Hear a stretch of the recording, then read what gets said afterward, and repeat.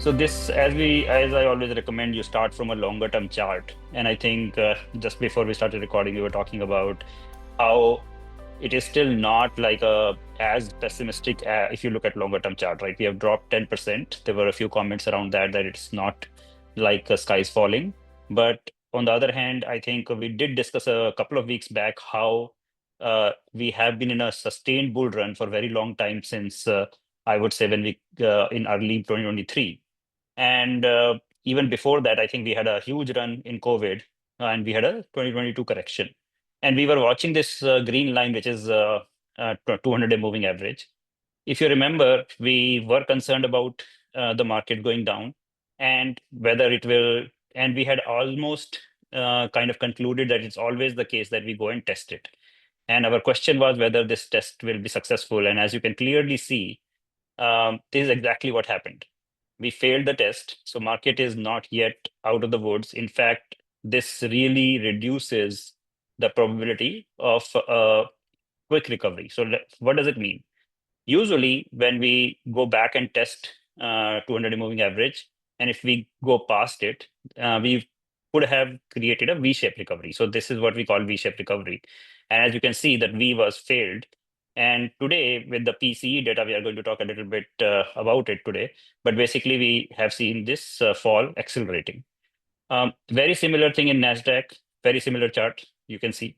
So I think the technicals do work in this case. You can see, even though NASDAQ itself did not really test 200-day, but we are taking the proxy, which is QQQ, where most of the money invests through ETF, that did test its 200-day moving average. And very similar chart to S&P 500. Now, what are the scenarios? Technically, I would say it has not yet made a new bottom in either case.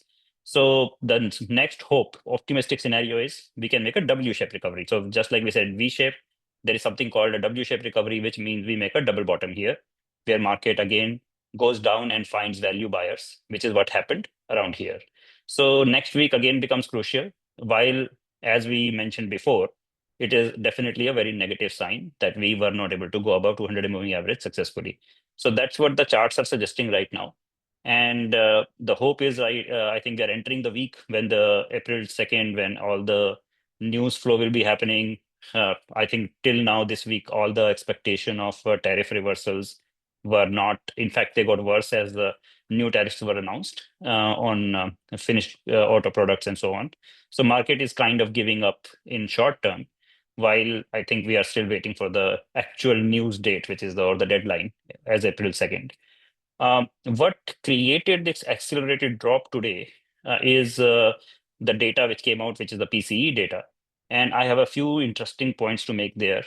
One thing is that, yes, it was higher than expected, but overall, I think it is pretty much we are seeing it is the trend. We are almost flatlining on the PCE, especially if PCE excluding food and energy, which is more predictable. And as we all know that food and energy are much more volatile. They have been going up and down, and in recent times, actually, food and energy are both down.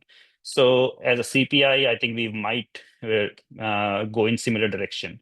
But one thing which I noticed specifically is that the biggest jump in the consumer spending was in the non-durable goods.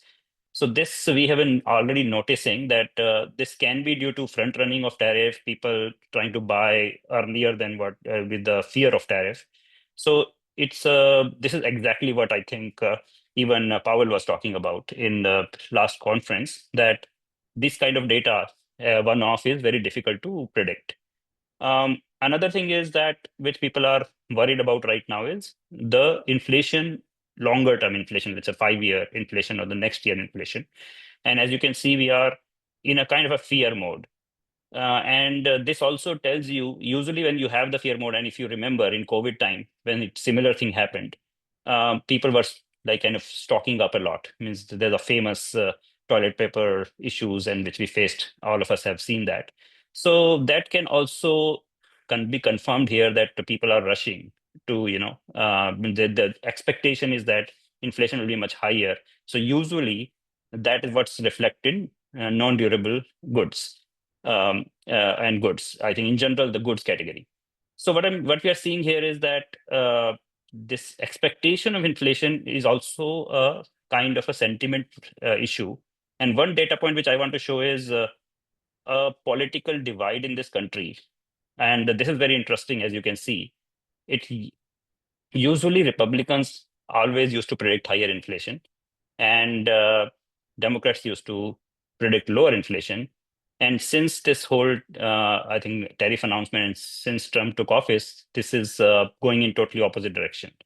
Now, this also tells us that who do you believe, like, when we talk about soft data, and this is again, I highlight what Powell was highlighting earlier, that all these polls which market is reacting to have no meaning, because this is a divided country where some people believe the 1 year price change will be 6.5%, while some other think it is 0.1%. So it's more perception rather than hard data. And the hard data right now is also getting influenced, probably because of front running. And this is why I think a lot of these things are not being interpreted correctly in the market right now. So, and also it's a matter of uncertainty. Like when we talk about tariffs, when we talk about whether the tariffs will take effect in the current defined shape, which I think Trump is keeping the cards close to his chest. There is every day there is a new announcement. So that uncertainty is spooking the market. So that is where we are.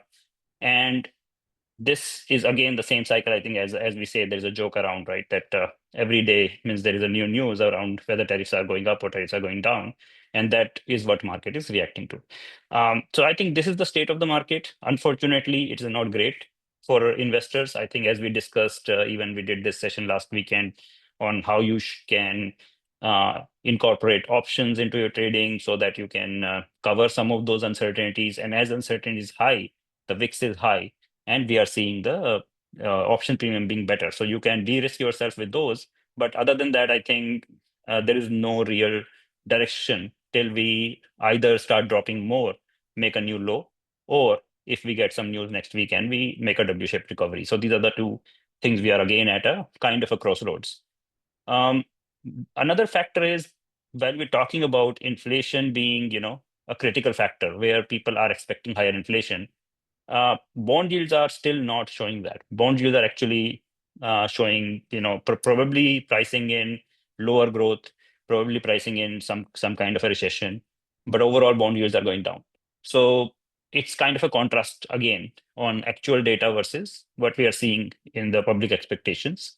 And also remember that even if this is like we are talking about longer term yields, so even if tariffs are inflationary, this will be one time, because whatever tariffs are established, let's assume, just like we have already seen 9%, 10% inflation post COVID. And that can definitely hurt the markets in short term. But 10-year yields are mostly tracking medium to long term expectations, which look like are still contained in terms of where market is seeing the inflation is heading. So overall, macro picture is pretty similar. Means we are not seeing yields rising. We are not seeing any other big changes. If you look at even the money supply, which is growing, so which has started growing again. So that is also, we discussed a little bit last week, that that is also a tailwind for the market. But right now the uncertainty is keeping the market low. Other than that, we can look at quickly on the gold, which is, I think, definitely continuing to grow, as we have discussed multiple times. Means that how bullish gold has been. And now not only it is maintaining this upper channel, it's actually looking to break out of this channel now, which might actually accelerate gold's rise if we break out of this channel. So it's looking very bullish. Again, as we always say, uncertainty usually yields to these kind of like assets, hard assets, get a lot of attention. Bitcoin has again been keeping, this channel. It has not been able to break this channel, which is the downward channel from January. So it's technically still not, in a kind of a consolidation phase ever since we broke out below 90K, and now we have found this new range.